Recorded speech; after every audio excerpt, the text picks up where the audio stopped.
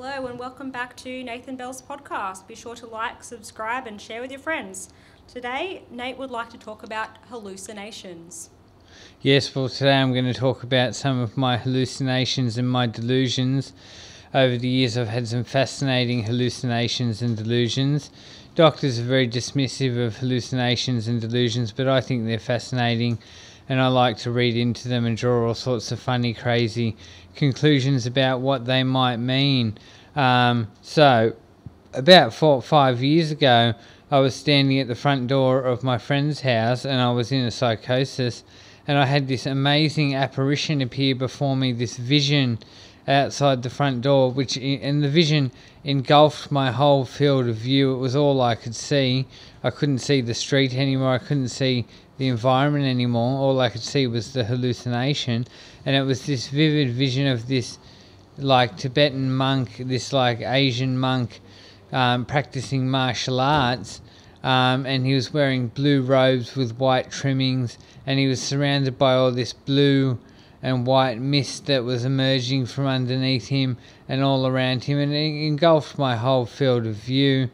And he was practicing martial arts, and for many months around that I was having delusions that I was being guided by an ancient spirit of a Tibetan monk who had practiced kung fu, and that this monk was guiding me in preparation for the nuclear war. So the monk was imparting on me knowledge and guidance and advice about how to prepare for the nuclear war, and he was also encouraging me to take up martial arts so that I would have self-defense capability after the nuclear war when we were all surviving. So this whole series of delusions that went on for about a year climaxed with this vision of the ninja spirit practicing martial arts before me, and then after that I used my NDIS funding to access a personal trainer who was training me in ninjutsu for about a year and a half, and also Russian Sistema.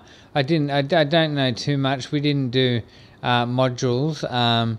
We just practiced, and he showed me different things, and I learned a bit, but there wasn't a lot of sparring or experience fighting, so I don't think I'm some fancy martial artist by any means.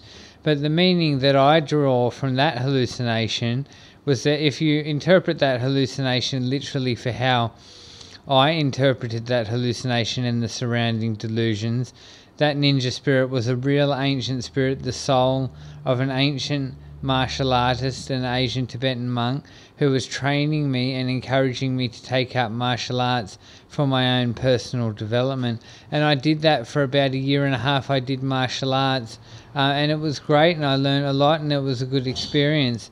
So you can see I've reaped benefits from engaging with that delusion and that hallucination, and that's what I believe in. I believe in engaging with hallucinations and delusions, and seeing what positive inspiration or meaning you can draw from those experiences so that they're valuable. It's like having a spiritual journey or a vision quest, or smoking the ayahuasca to have spiritual visions, which you then interpret to have meaning, which you apply to them. I've had many other interesting hallucinations over the years as well. I was in my house listening to heavy metal, and I had this massive apparition, this vision appear before my eyes of a futuristic city. It was a futuristic landscape, and in the futuristic landscape there were all these like high-rise hovering trains, these trains that hovered over these tracks. They hovered and they went in different directions, and there was also high-rise buildings that looked super futuristic, and there were all these solar panels, and it seemed like the city had a lot of power, but it seemed like it was green power and green energy, and also there was a lot of greenery and a lot of plant life surrounding all of the technology, and it gave the impression that in this city, the city was in good balance. The technology of the city was in good balance with the natural world, because there was all this greenery around as well. And there were also all these robots doing all these tasks, all these robots in the city performing all these tasks. So I had this vivid hallucination of this futuristic city, and that inspired me to go on to write the Australian Liberal Anarchy Party manifesto, where I talk about how I think the future will be in 100 years. Now, I did a lot of research around what future technology would be like and what technologies were on the cusp of coming around over the next century. So it's not like the vision didn't give me any information about what the future would be like. The vision didn't impart on me any detailed knowledge of aspects of the future. It only inspired me to learn about the future and to research the future, and most importantly to start developing this worldview centered around what the future will be like. So since I had that hallucination of a futuristic city and landscape, I became a futurist and started exploring future technologies and looking at where the world will go in the next 100 years. So I applied that meaning of inspiration to that hallucination, where that hallucination inspired me to learn more about what the future will be like, so that I can understand what the future is going to be like for the next generation. And then I wrote my Australian Liberal Anarchy Party manifesto, which is all about the future. I also used to have these fascinating hallucinations. I'd go in my room and I'd play Tibetan monks chanting on the stereo, or I'd play C sharp, which is apparently the resonant frequency of the earth, and I'd crank it right up, and I felt like the sound was just so amplified when I was hallucinating, when I was in this state of mind. It was like the sound was vibrating through me and vibrating through all the walls, and all the walls were vibrating, and it was just amplified. It's the only way I can describe it. And it was as if the sound was within everything and everywhere around me. So I used to have these amazing auditory hallucinations, and the same thing would happen when I played certain music that I listened to where there was a lot of bass. That bass resonating was so amplified when I was in these states of mind. It was as if the sound, I was immersed in the sound and I was a part of the sound. So I'd have these vivid auditory hallucinations around perceiving sound as well, which was just fascinating and really exciting, and I really thoroughly enjoyed those sound auditory hallucination experiences. So I didn't see them as a bad thing, because they were quite pleasant, and it was quite a mesmerizing trance state that I fell into when I had those auditory hallucinations around Tibetan monks chanting and different sounds that I was playing on the stereo. While I was in the psychiatric ward, I had a hallucination that a warning came over the speaker system saying that a nuclear missile was about to hit. Clearly nobody else heard it. I looked around when I heard it clear as day, warning a ballistic missile has been launched from North Korea and will impact in 20 minutes. I heard that clear as day, and when it happened I looked around me and realised that nobody else was responding to it, so clearly nobody else heard it. So I recognised immediately that it was a hallucination.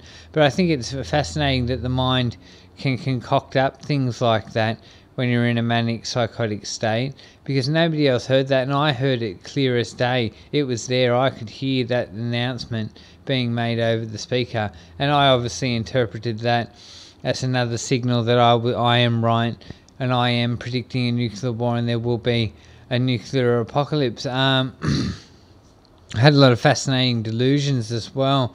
I used to have a delusion that, as I said, I was in touch with this ninja spirit who was teaching me all this ancient knowledge, and I was also in touch with all these other spiritual entities who were imparting on me all this wisdom and knowledge from the ancient traditions. And interesting things would happen. Like one day I had a guy. See, I thought I was a wizard and thought that I had supernatural powers because I was a wizard and an occultist. And I had this guy come up to me in the street randomly and say, "Hey man, you're the wizard, aren't you?" And he said that guy said that, and then he just kept walking. And I interpreted that at the time to be a sign from my spiritual guides that I was the wizard, and that I was in touch with the supernatural realm. I had other interesting experiences. I had a guy come up to me and tell me, he said this to me. He stopped me up at the foreshore. I was walking up by the foreshore. He asked me for a cigarette. I gave him one. He then told me that his name was Merlin, the magic was real, and the magic is Merlin. So he said, "My name is Merlin, the magic is real, the magic is Merlin." And then he said, "I am a psychic and I project my hallucinations into other people's minds." So when this guy said this to me, I went off on a frenzy of interpreting it to be that I had met a man who was channeling Merlin, channeling the spirit of Merlin, and that was the spirit of Merlin communicating to me through this man who I bumped into in the street. And I used to have this constant delusion that spirits were possessing people around me in the street and getting them to say all this funny stuff to me. And people kept saying all this really funny stuff to me. Like one guy said to me, if I stay on this path, I will get the immortality. And that was just a random guy in the street who said that to me. And I had been thinking about learning how to become immortal. So I read into that I was on the right path to becoming an immortal being. So I was having all these strange discussions with people, and I concluded in my delusional state that spirits were possessing people around me and communicating to me through them, through channeling through all these people. So I thought I'd walk down the street and someone would say something funny to me that seemed a bit odd, and I thought that a spirit had possessed them to say that to me, and then the spirit had left their body. And that was one of the interesting delusions I was having for about 2 years, that people were being possessed around me to communicate spiritual messages to me. And all of this was just fascinating and led me on a path for the pursuit of knowledge and truth. And if you go watch my videos, you see I know a bit of knowledge and truth. So it took me on that spiritual path and that spiritual journey for wisdom. So I take it all as spiritual experiences, and that's how I interpret hallucinations, certainly not how psychiatrists would. So there's some stories about some of my hallucinations. So drop a comment in the comment section if you've ever had a hallucination.